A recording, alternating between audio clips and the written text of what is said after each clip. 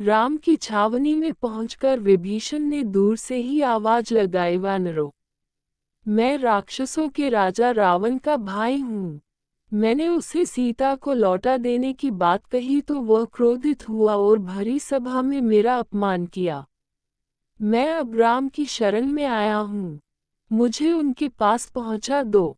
ये संदेश लेकर सुग्रीव श्री राम के पास गए। सब बातें बताकर उन्होंने राम से कहा, मुझे ऐसा लगता है कि ये याचो राक्षस रावण के गुप्तचर हैं। हमारा भेद लेने के लिए उन्होंने ये तरकीब निकाली है।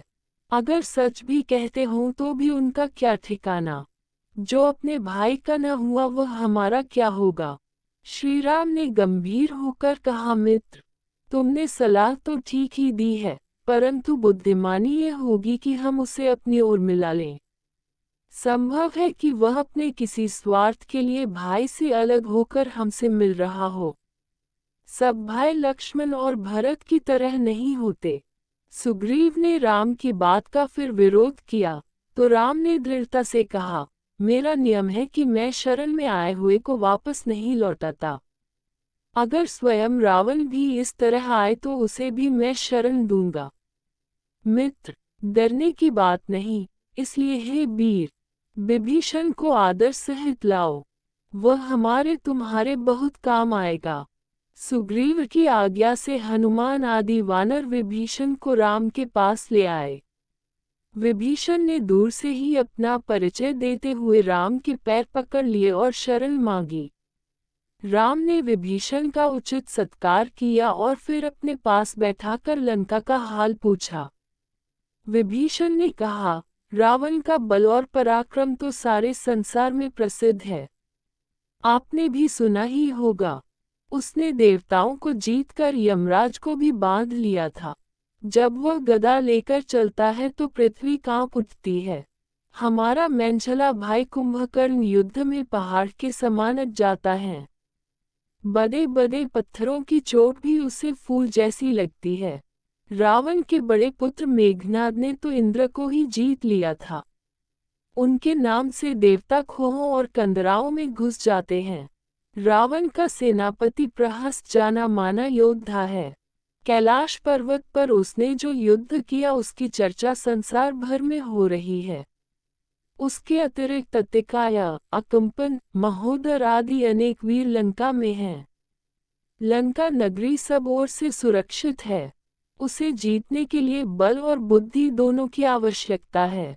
रावण के पास तप और वरदान का भी बल है। शंकर और ब्रह्मा से वर प्राप्त कर वह अपने को अजेय मानता है।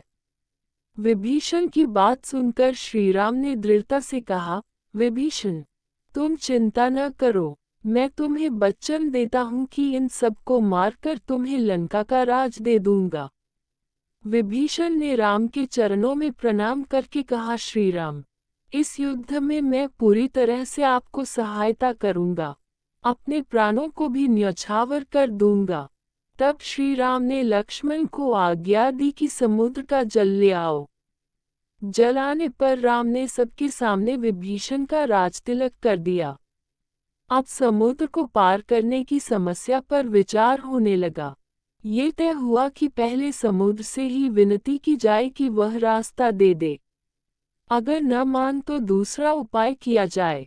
इस निश्चय के अनुसार 3 दिन तक रामकुशा बिछाकर समुद्र से विनती करते रहे। जब वह न माना तो उन्होंने क्रोधित होकर धनुष पर कठिन बाण चढ़ाया। समुद्र में भीषण हलचल होने लगी, धुआं उठने लगा, तट पर जहां तहां भूमि फट गई। समुद्र में रहने वाले जलचर अकुला उठे। तब सागर लहरों के बीच से प्रकट हुआ और बोला, भगवान क्षमा करें, मैं एक उपाय बताता हूँ। आपकी सेना में नल नाम का एक वानर है। उसने अपने पिता से समुद्र पर भी पुल बांधने की विद्या सीखी है। वह पुल बना देगा और वानर सेना पार उतर जाएगी। आपने जो बाण चढ़ा लिया है उससे मेरे उत्तरी तट पर बसे हुए दुष्टों का संहार कर दें। इतना कहकर समुद्र अदृश्य हो गया। राम के बाण छोड़ते ही दुष्टों की सारी भूमि रेगिस्तान बन गई। अगले दिन समुद्र पर पुल बनने लगा। सारी वानर 17 पत्थर और वृक्ष ढो ढोकर लाने लगी। बड़ी बड़ी शिलाएं वे समुद्र में फेंकते और नील गेंद की भांति उन्हें लपक कर ले लेते। वे सेतु रचना करते जाते। 5 दिन में सेतु बनकर तैयार आ गया। ऐसा लगता था कि सेतु से समुद्र के 2 भाग हो गए हैं।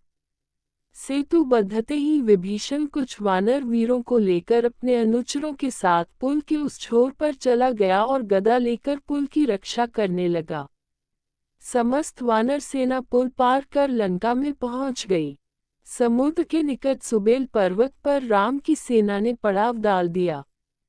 वानर जहां तहां फल फूल खाने लगे। विभीषण तथा सुग्रीव के साथ बैठकर श्री राम विचार करने लगे कि युद्ध कैसे शुरू किया जाए।